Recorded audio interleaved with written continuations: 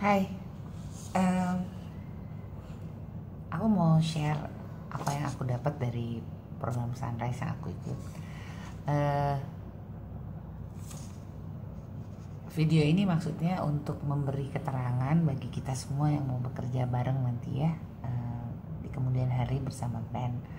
Terima kasih kepada Tuhan yang memberikan aku kesempatan untuk belajar program yang aku rasa sangat-sangat sesuai dengan iman yang aku percaya selama ini.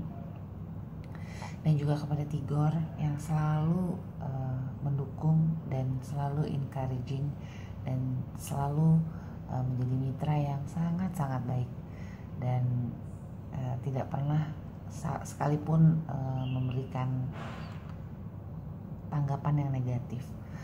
Juga kepada Astrid, Kristi dan seluruh tim, Bu Eli, Hasi, Susi, Nani dan semua deh yang membantu keadaan band ketika ditinggal dan kembali dalam keadaan yang luar biasa, sehat dan happy terutama. Terima kasih ya. Saya harap kita ke depan akan bekerja sama lebih lagi. Aku mau share. Yang pertama aku dapat dari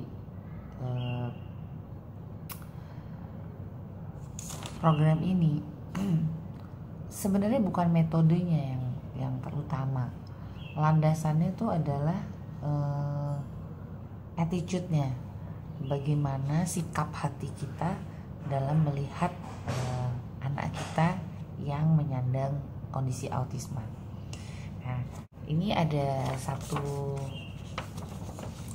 ajaran di mereka ya yang menurut aku, untuk aku ini sangat memerdekakan. Jadi selalu ingat ada stimulus, ada belief, ada respons. Stimulus atau rangsangan itu sifatnya selalu netral dan dia selalu ada di dalam kehidupan kita. Dan stimulus ini sebenarnya sangat netral, tergantung dari apakah kita punya kepercayaan yang membiarkan atau memberikan izin kepada stimulus ini untuk menjadi sesuatu yang mengganggu atau tidak. Contohnya, kondisi putra kita autisme, putra atau putri. Oke. Nah, apa yang kita percaya tentang autisme ini? Apa yang kita percaya tentang autisme ini? Itu akan menentukan respon kita. Kalau dari awal kita udah percaya bahwa autisme ini ya sesuatu yang nggak bisa diapain, atau ya sudahlah anak ini nggak berguna dan lain-lain, ya agak sulit kita mau terus berespon.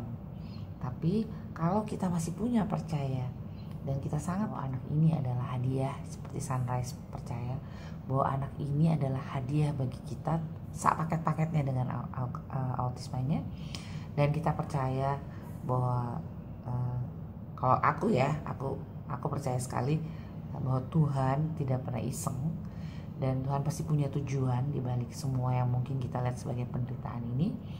Maka kita akan bisa berespon dengan baik. Nah, belief atau hal-hal yang dipercaya oleh Sunrise itu agak berbeda dengan apa yang dipercaya oleh dunia ini. Yang paling jelas adalah tentang self stimulation, tentang bagaimana dunia ini melihat anak-anak yang melakukan self stimulasi dan bagaimana Sunrise melihatnya. Jangan lupa Sunrise itu berangkat dari perjuangan Bear sama Samaria Kaufman, yang waktu mereka berjuang mereka nggak tahu bahwa mereka tuh akan berhasil atau tidak. Tapi mereka punya belief system. Suami istri ini, Bear dan Samaria ini punya belief system bahwa anaknya yang autisme itu adalah a gift. Dan mereka tidak melihat seperti orang-orang pada zaman itu melihat autisme.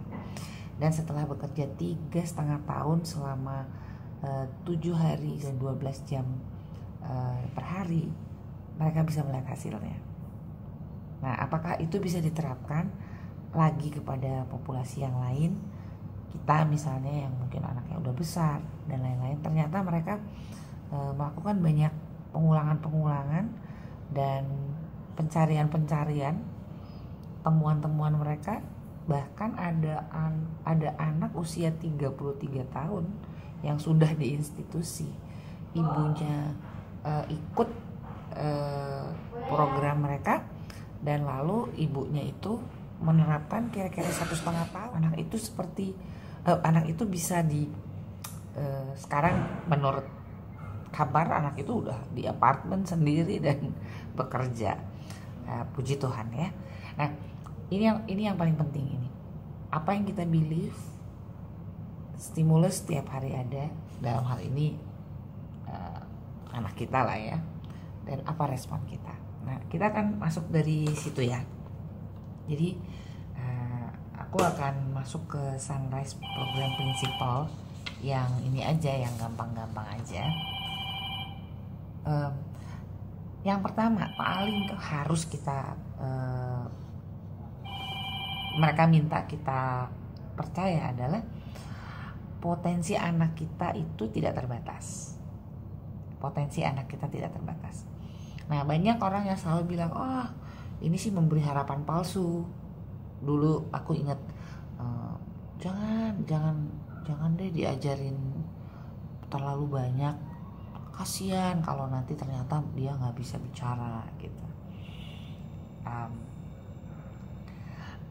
Untung kita nggak ikutin nasihat itu ya. Nah, karena kita selalu aim for the star, atau di Sunrise aim for the star. Tapi Sunrise program is for today. Jadi setiap hari menerima apa adanya, tapi bekerja semaksimal mungkin. Nggak ada hidden agenda. Ya, ini yang paling penting. Kita harus percaya dulu bahwa potensialnya limitless. Yang kedua, jadi ini beliefnya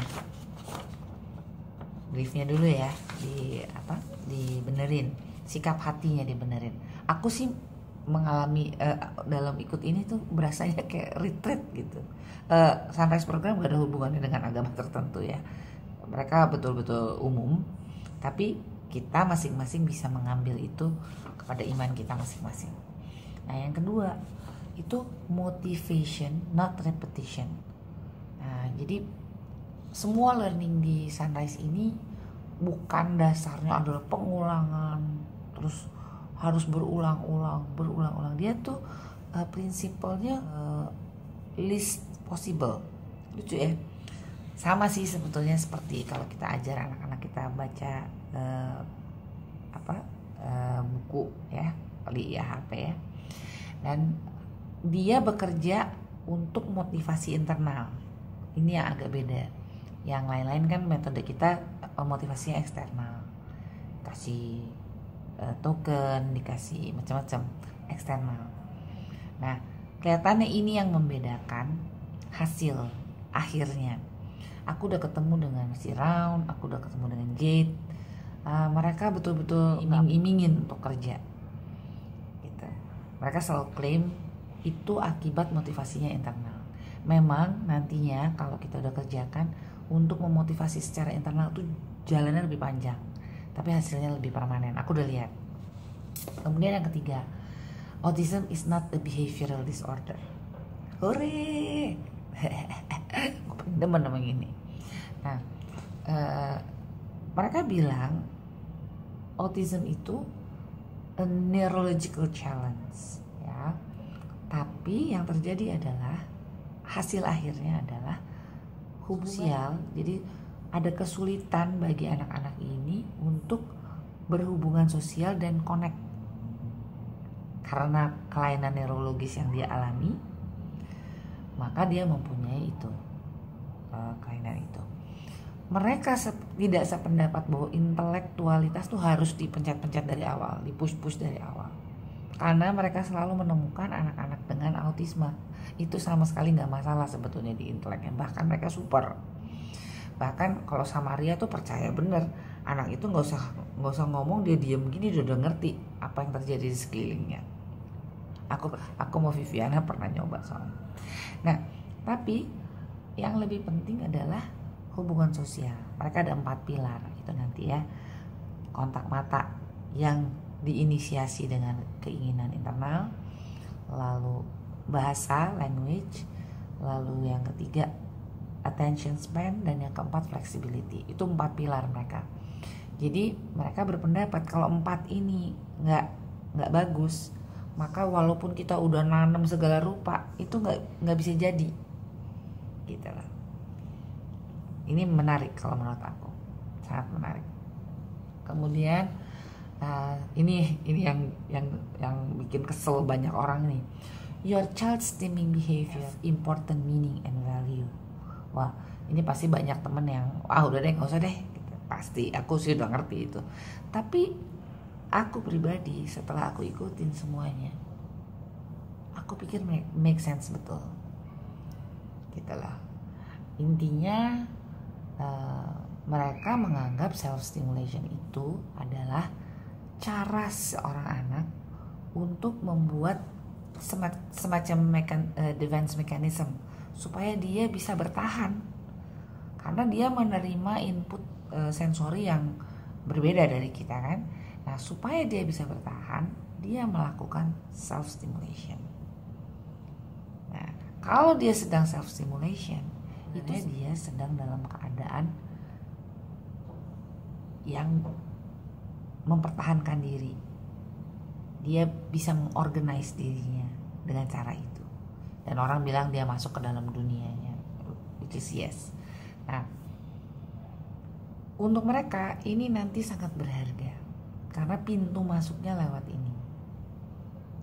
Mereka nggak bilang self stimulation itu nggak ada hubungannya dengan biological dan lain-lain. Ada, tetapi ini bukan sesuatu yang harus ditahan bahkan dilarang. Karena kalau kita tahan dan kita larang, pasti hormon stres mereka naik. Dan hormon stres itu tidak akan sesuai dengan biological intervention yang sedang dijalani. Jadi buat mereka, kalau kita sedang melakukan biological intervention, harusnya kita dalam recovery mode. Badan kita, sistem syaraf simpatis parasimpatis kita harusnya dalam recovery mode. Jangan dalam keadaan fight and flight. Jadi mereka mengklaim mereka adalah metode yang sejalan dengan biological intervention. Maksudnya kalau kita berjalan bersama, dia tidak akan kontra ya.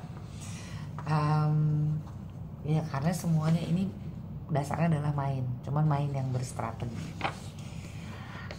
Kemudian seperti percaya banget parents is the child's best resource. Itu sih udah pasti ya. Parents yang udah nggak kepengen urusan ya agak susah ya. Tapi coba dicek lagi deh sikap hatinya. Jangan-jangan ada belief system yang salah ya. Jangan-jangan salah bergaul apa salah denger gitu ya tentang autisme itu ya. Kemudian ini kita masih bicara belief system yang menurut aku adalah sangat mendasar. Kemudian ini, your child can progress in the right environment. Nah, ini dasar dari konsep playroom atau ruang bermain. Wah, banyak orang yang tapi aku idenya benar. Jadi mereka bilang kalau anak belum siap, jangan dia ditaruh di lingkungan yang akan mengganggu sekali sehingga dia nggak bisa berfungsi. Ya contohnya sekolah. Kalau memang anaknya belum siap, kalau udah siap ya why not? Nah kalau belum siap, dia baiknya punya satu ruangan yang khusus, yang tidak ribut, menyenangkan, tapi bukan dibikin seperti robot ya. Ruangannya bener-bener ruangan yang mau dibilang apa ya, the best environment, the best lingkungan buat anak itu. Nggak selama-lamanya mereka akan di situ, tapi sampai mereka siap untuk berfungsi di luar ruangan itu. Nah, kemudian belief yang lain, prinsip yang lain, orang tua dan para profesional itu sebenarnya paling efektif waktu dia berinteraksi dengan anak kalau mereka feel comfortable, kalau mereka merasa nyaman dengan anak tersebut, kalau mereka optimis tentang kemampuan anak tersebut. Ini penting nih ya buat teman-teman nanti yang mau jadi relawan atau jadi temannya Ben. Kita bukan istilahnya terapis dan lain-lain, tapi teman, karena emang pada prakteknya kita akan main. Dari Bu Galuh dengan tim juga udah nunggu-nunggu nih kayak apa nih kita mainnya. Yang paling penting itu, kalau kita ini feel comfortable, kita merasa nyaman dengan anak tersebut, ya nggak lihat autisme kayak ih takut, ya mending nggak usah main deh kalau yang kayak begitu. Terus optimis bahwa anak ini punya kapasitas dan mereka penuh dengan harapan. Sesuaikan dengan iman kita kan, iman, pengharapan, dan kasih. Jadi bersama dengan orang-orang yang punya pendapat seperti ini, seperti Ibu Eli, Mbak Asi, Bu Susi, Bu Nani, Pak Juman, itu semua itu selalu sama Ben tuh punya apa ya, kayak apa sih, mereka tuh yang memuja lah dan percaya bahwa dia ini adalah seorang yang pandai gitu. Dan ya dia cuma punya isu sensori dan lain-lain, tapi insight di dalamnya dia adalah seorang yang hebat banget gitu loh, bahkan lebih pintar dari kita semua. Nah kemudian belief yang terakhir ini ya, yang menurut aku menyenangkan gitu, karena aku kan bawa nih videonya si Ben ke sana. Gue pikir aduh anak gue apa mau diperlakukan gimana nih gitu ya. Oh mereka lihat dia, Ben kan sekarang pakai RPM, Ben tuh bisa senyum, bisa bercanda. Terus aku tunjukin juga video dimana dia sama Kristi doing quiz, lucu banget tuh, lucu, top banget lah Ben di situ.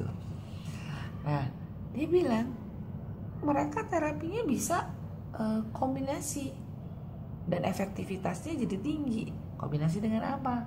Yang pertama dengan biomedical intervention, puji Tuhan.